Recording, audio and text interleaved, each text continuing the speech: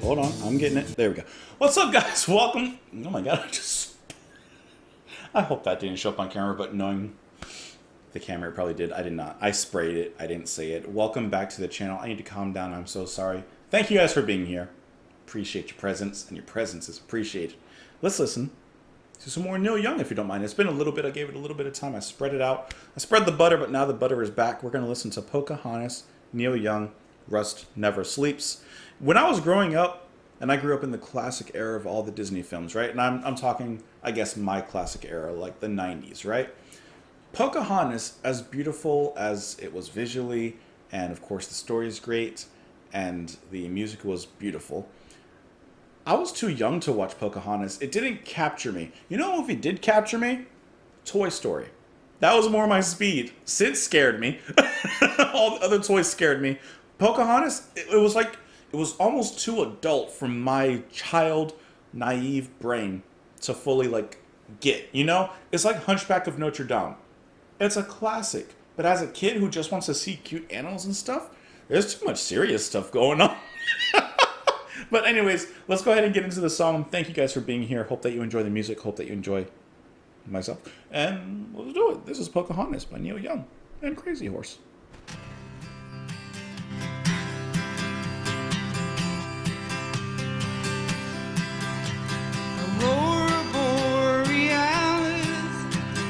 Icy sky at night, paddles cut the water in a long and hurried flight from the white man to the fields of green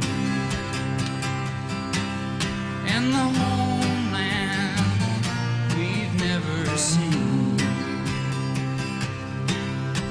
They killed us in our teepee, they cut our women down. They might have left some babies crying on the ground, but the fire stills and the wagons come, and the night falls on the setting sun.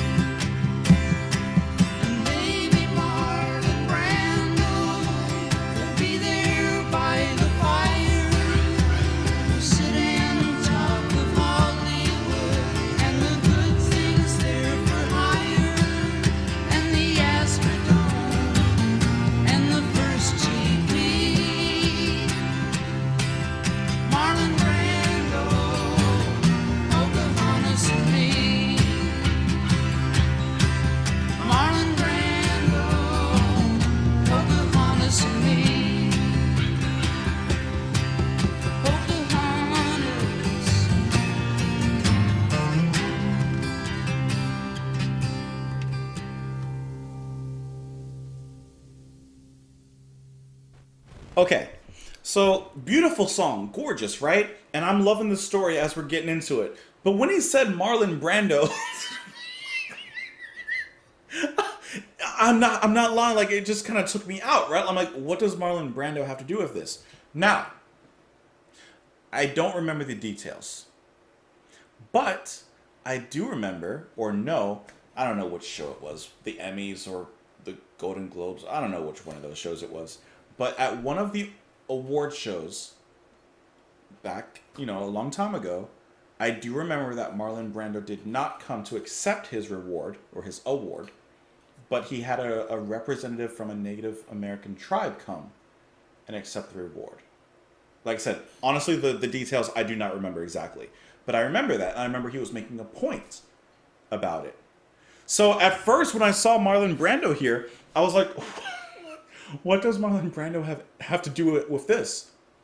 But then that scene replayed in my mind of that award show, and it clicked. I would have literally had no context to this if I had never seen that video. And like I said, I really do not remember the exact details of it, but I do remember seeing that. Okay, this is a beautifully played track. I'm in love with the development of it. Starts with a simple and yet very melodic guitar, very full, of course, Neil's classic voice. The strumming is strong. The little bit of end riff that we get on the tail of it is beautiful. Ba-da-dum-bum. That's not how it goes, but it's something like that. And then we have just a little bit of a percussive hand drum of some sort that enters the fray. Harmonies enter the fray.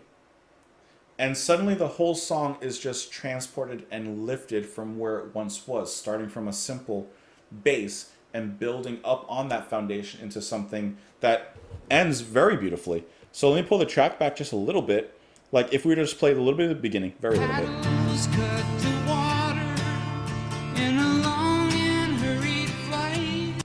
It's beautiful. It's gorgeous strumming, very melodic, very ethereal, especially with that guitar. But if we move to the fullness of the end, Marlon Brando, Pocahontas and me. guitar just a little bit more full. There's some sound effects that are introduced about halfway through that I'm not quite sure what they are. At first I was thinking they were like animal noises. They could be human voices. They could be...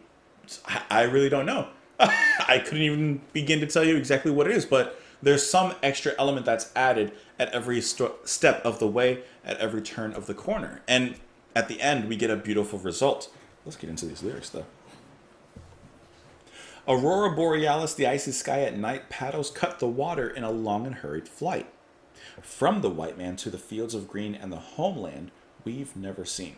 So he's describing these natives who are fleeing their home, who are fleeing, as he says, the white man, he's fleeing the invaders. They killed us in our teepee, and they cut our women down. They might have left some babies crying on the ground. Maybe they let some survive, but it wasn't like a great position that they left the babies in. Maybe they left them crying on the ground. To what end? But the fire sticks and the wagons come and the night falls on the setting sun. Of course, the fire sticks being guns, I would imagine. They massacred the buffalo, kitty corner from the bank, and taxis run across my feet, and my eyes have turned into blanks. In my little box at the top of the stairs with my Indian rug and a pipe to share. So it's like all of a sudden we have a time change or something. The taxis run across my feet, and my eyes have turned to blanks. So is he like back in modern times and he's reminiscing about the history of these people? I wish I was a trapper. I would give 1,000 pelts to sleep with Pocahontas and find out how she felt. In the morning on the fields of green in the homeland we've never seen. Now, I don't know. I'm going to look this up really quick. Is Neil Young either like fully Native American of some sort or part Native American? I need to find out because I think that's going to help with this, understanding this particular track. I'm just trying to find out exactly. Mother had, I just lost it, French and something ancestry. I want to know. I want to know. Hold on. Although Canadian, his mother had French American and French ancestry. I just want to know if there's something deeper into the story because he's obviously finding some sort of relation to the Native Americans, but I'm trying to find out if he has a genealogical affiliation or connection. But I don't see one necessarily. So maybe he just has more of a spiritual connection, a deep care for the people. Maybe that's what it is. I'm not sure. I'm not going to go any deeper because I can't find anything. At least when I just looked. But he says he would give 1,000 pelts to sleep with Pocahontas to find out how she felt. I take this in a lot of different ways, and I'm not sure what the direct meaning is, and I don't want to look it up because that would spoil it. Maybe I'll look it up after. On one hand, he is sympathetic, obviously, to the cause. He wants to understand how she felt. He wants to understand what she went through, what the people went through, and find solace with them. Is he also kind of playing it like in turn, where he's like playing the person or playing a character of someone who pretends to care, but really just wants to like sleep with Pocahontas? I don't know. I'm really not sure. I don't think so. I think he's really just lending a sympathetic heart towards the people. And maybe Marlon Brando will be there by the fire. We'll sit and talk of Hollywood and the good things there for hire and the Astrodome and the first TP. Like the past and the present. Perhaps the location of the first teepee is now the location of the Astrodome. So kind of bringing together, this is a squeaky chair, kind of bringing together past and present. Marlon Brando, Pocahontas, and me. Let's do some reading on this one, huh? Let's do some reading. Young may have been inspired to write the song after reading Hart Crane's 1930 poem, The Bridge, which Young read in London in 1971. The 17th century indigenous heroine, Matoaka, her white name, Pocahontas, is the central character. Maybe I'll read that sometime. Nelson and others have commented on the effect of the bawdy pun on sleeping with Matoaka to find out how she felt. Finally, in what critic Jim Sullivan calls a biting surrealistic twist, in the last verse, the narrator sits with Matoaka and Marlon Brando discussing Hollywood, etc., etc. I was just trying to... I thought there was going to be the answer to the meaning there, but I don't see it. But like I said, there's something there. There's something there. And I feel like I'm missing it, but there's... It's close. I know one of you guys will fill me in. I'm just trying to see if I can find it here. And yes, Paul Nelson is a critic, by the way. I see his name otherwise here. Otherwise, it really is a gorgeous song. I love the development of it. Like I said, I love how it builds up upon itself. I really enjoy the lyrics too and the connection there. I want to find the heart of it, and I want to understand it. I want to understand it. Actually, while I'm doing this, let's look up Marlon Brando and his that connection there with the native rights, I believe it is. I'm just typing this in really quick. So he had Miss Sachin Littlefeather come up on stage, and this was at the 45th Academy Awards in 1973. He declined the Best Actor award that he had won in The Godfather. He boycotted the ceremony as a protest against Hollywood's portrayal of Native Americans and to draw the attention to the standoff at Wounded Knee. Okay. Now it comes together a little bit better. That's why Neil Young would like to have a conversation with Pocahontas and with Marlon Brando and to discuss Hollywood. Slowly the pieces begin to fit. Slowly the pieces begin to fit. Okay. There you go. There you go. Hey, let me know what you guys thought of the track. I hope that you enjoyed it. I hope that you enjoyed the video. I almost said the movie.